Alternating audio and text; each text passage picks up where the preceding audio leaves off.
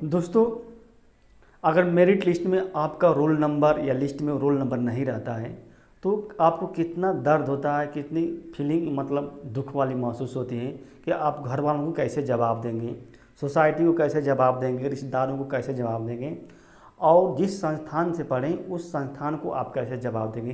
कितनी तकलीफ़ और दुखदाई वो स्थिति होती, अवस्था होती है। तो अगर मान लीजिए संजोग से आपका मेरिट लिस्ट में नाम नहीं है, रोल नंबर नहीं है, तो उसमें घबराने की बात नहीं है। आप जो कमियां की है, आपने जो गलती की है, सबसे पहले उस गलती को आप पहचानने का प्रयास कीजिए। और केवल उस गलती को पहचानना ही बड़ी बात नहीं है, बल्कि पहचान कर उस गलती को दूर करना ही सबसे बड़ा चैलेंज है। अगर आप उस गलती को दूर करने के लिए सफल हो जाते हैं, दूर करने में सफल हो जाते हैं, तो स्वाभाविक बात है कि अगली बार जब एग्ज़ाम में बैठेंगे तो आपका हो सकता है मेरिट लिस्ट में नाम या रोल नंबर आ जाए, और आप क्या है पूरे सोसाइटी को, घर वालों को, संस्थानों को एक अच्छी सी क्या है जवाब दे देंगे, यानी कि आपकी लाइफ वहीं से बदल जाएगी। तो आज चलते ही शुरू करते हैं कि आपके अंदर जो जो कमियां रहती हैं उसको सबसे पहले क्या है एनालिसिस करने का प्रयास कीजिए। आपने क्या पढ़ा, क्या नहीं पढ़ा, क्यों क्वेश्चन मेरे से गलत हो गया था, क्यों जबकि आपने पढ़ा था तब भी आपने क्वेश्चन गलत करके आया, इसके पीछे क्या कमी थी। हो सकता है कि आपने क्या अभ्यास कम किए हैं। देखिए प्रैक्टिस, अब मैं कहता हूँ ना, केवल प्रैक्टिस करने से काम नहीं चलेगा, बल्कि परफेक्ट प्रैक्टिस करने से ही काम चलेगा। हर एक स्टूडेंट जो होता है, हर एक कंपटीटर जो होता है, वो प्रैक्टिस करता है, लेकिन परफेक्ट प्रैक्टिस करने वाले कंपटीटरों की संख्या जो होती है, विद्यार्थियों की संख्या होती है, बहुत कम होती है। तो इसलिए क्या है, आपको परफेक्ट प्रैक्टिस पर ध्यान देना पड़ेगा, तभी परफेक्ट रिजल्ट आएगा।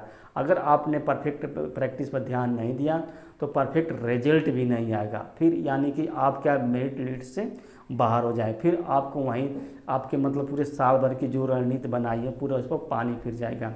तो आपको सबसे पहले क्या करना है, रणनीति बनानी है, उसको एनालिसिस करना है। और ये रणनीति कैसी होनी चाहिए, साप्ताहिक होनी चाहिए। एक सप्ताह में क्या पढ़ना है, क्या नहीं पढ़ना है, आपका क्या शेड्यूल होना चाहिए। अब उस पर अब सबसे पहले क्या अपने ऊपर काम करना है। जब आप अपने ऊपर काम करने लगेंगे, लर्निंग पर फोकस करने लगेंगे, तो स्वाभाविक बात है ये सब चीज़ें क्या अपने आप क्या हो जाएंगी, सुधर जाएंगी, अपने आप सुधर जाएंगी। जब ये चीज़ें सुधर जाएंगे तो आप क्या है अच्छा से मार्क लाने का प्रयास करेंगे। तो आप जो भी कार्य कर रहे हैं उसमें किसी तीसरे व्यक्ति का इंटरफेयर नहीं होनी चाहिए। दूसरी चीज़, अगर तीसरा व्यक्ति इंटरफेयर कर रहा है, चाहे मानसिक रूप से चाहे जिस रूप से, तो समझ जाइए कि आप उस कार्य को अच्छे से नहीं कर पाएंगे। तो तीसरे व्यक्ति को उस कार्य में आने ना दीजिए।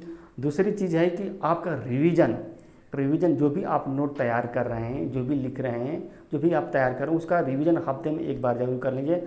और प्रैक्टिस जो भी चाहिए, पीसीएस का जो भी है, जेई की तैयारी कर रहे हैं, नीट का जो भी आप एग्ज़ाम दे रहे हैं, प्रैक्टिस पर भरोसा ज़्यादा कीजिए। क्योंकि अगर प्रैक्टिस कम करेंगे ना तो आपको कम गलतियां मालूम करेंगे, ज़्यादा प्रैक्टिस करेंगे तभी आपको ज़्यादा गलतियां मालूम करेंगी। जो गलती आप परीक्षा में करना चाहते हैं वो गलती आप क्या रूम पर ही कर दीजिए। जब आप रूम पर ही जो गलती कर देंगे तो परीक्षा में शायद उस गलती को नहीं कर पाएंगे। आप उस गलती को क्या करेंगे, पहचान लेंगे। तो आप घबराने की बात नहीं है, स्वाभाविक बात है कि आपका परीक्षा में मेरिट लिस्ट में रोल नंबर नहीं है, आपका नाम नहीं है, तो आपका थोड़ा धैर्य रखिए, पेशेंस रखिए, अपने अंदर कॉन्फिडेंस को बिल्ड कीजिए, कॉन्फिडेंस को क्रिएट करिए। तो एक दिन सफलता आपको मिल जाएगी।